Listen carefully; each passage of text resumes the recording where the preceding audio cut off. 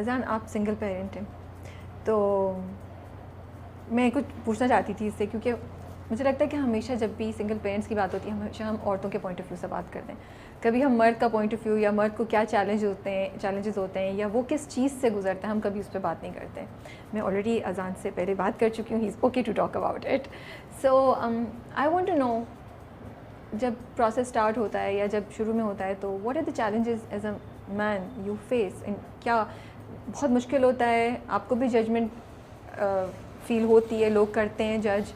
What is it like एक मर्द के पॉइंट ऑफ व्यू से? आई थिंक सोसाइटी जो है वो मर्द में एक अननेसेसरी अना पैदा करती है, जिसको पहले अपने बच्चों की खातिर मारने को मैं नहीं कहूँगा, लेकिन अपने काबू में लानी होती है कोई भी ढंग का फैसला करने से पहले। एंड वो मेरे लिए सबसे बड़ी जद्दोजहद रही, because the mother of my children is my friend, was a very close friend of mine, and वो एक बहुत अच्छी माँ है।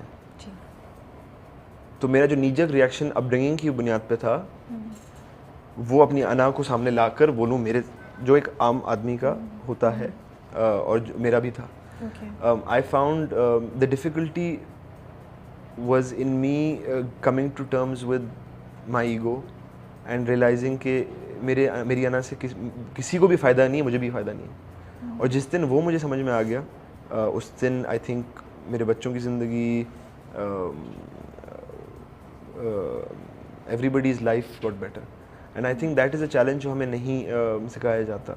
हर चीज़ एक अना की जंग बनती है, स्पेशली इन रिलेशनशिप्स में, और आई थिंक उसके बारे में लोगों को एजुकेट करना इज़ मोर इम्पोर्टेंट। आपने बहुत खूबसूरत बात बोली है। I think that is what ends up becoming the most important thing. मैंने रिसेंटली यू नो, अब क्योंकि luckily we are all on good terms, हमारे यू नो बहुत क्लियर अरेंजमेंट्स हैं, बच्चे मेरे पास कब होते हैं, उनके पास कब होते हैं, एवरीथिंग इज़ वेरी अल्हम्दुलिल्लाह सॉर्टेड आउट, ऑर्गेनाइज्ड। लेकिन उस पॉइंट तक पहुँचते हुए जब मैं पीछे मुड़ के देखता हूँ और सोचता हूँ, जो मुझे एडवाइस दी गई थी वो बहुत बुरी थी।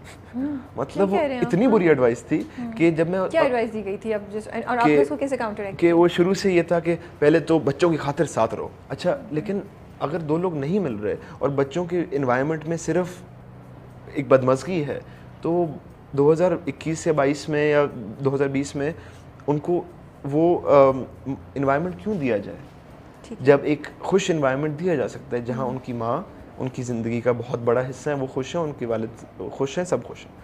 अच्छा, ये फिर एडवाइस आई कि बच्चे अपने पास रहने चाहिए, ये सारा कुछ। लेकिन हमारा तो मज़हब सिखाता है कि माँ के पास एक उम्र तक बच्चे रहने बहुत ज़रूरी हैं। और मैं एक सिंगल पेरेंट का भी बच्चा हूँ। अगर मैंने एक बाप के नाते पॉइंट ऑफ व्यू से देखा है, मैंने माँ की तरफ से भी देखा है अपनी वालदा का, and 95% of the issues are solve जब आप अपनी ईगो साइड पे रख दें और आप बोलें कि अच्छा, नॉट जस्ट बच्चों के लिए, सबके लिए बेहतरी किस चीज़ में है। और ऑनेस्टली उस ज़्यादातर फैसले वही मसले हल हो जाते हैं जब आप वो ईगो ख़त्म कर देते हैं, क्योंकि आपकी ईगो आती है, फिर आप एक दूसरे से बदतमीज़ी से पेश आते हैं, and so on and so fourth. So I assume अगर ये देखा जाए बाय एनी सिंगल फादर और मदर, आई थिंक वो ही सबसे बड़ा मरहला है, एंड उसको आप ओवरकम कर लेंगे तो फिर आप क्लियरली सोच पाएंगे और आप ये देख पाएंगे कि आपकी जो भी इंडिविजुअल सिचुएशन है उसमें क्या किया जा सकता है टू पीसफुली रिजॉल्व थिंग्स, क्योंकि कोलैटरल डैमेज आपकी ईगो की वजह से सिर्फ बच्चों का होगा और किसी का नहीं होगा। अभी वो आपके पास आए हुए थे समझ में छुट्टियां गुजारने, कितनी एफर्ट करनी पड़ती है? What is the process? कि I am sure it's a challenge. आपकी लाइफ भी बहुत बिजी है और बच्चे भी जैसे बड़े होते जा रहे हैं, उनकी लाइफ भी कितनी बिजी होती जा रही है कि उनकी ज़िंदगी का हिस्सा है जब आप लोग इतने करीब नहीं रहते। आई थिंक बहुत आसान है, आज बहुत आसान है हमारे पास। जब अल्हम्दुलिल्लाह हम उस वक्त में नहीं रहते कि हम किसी को ख़त पकड़ाएंगे और बंदा एक घोड़े पे भागता हुआ 40-50 दिन पहुँचे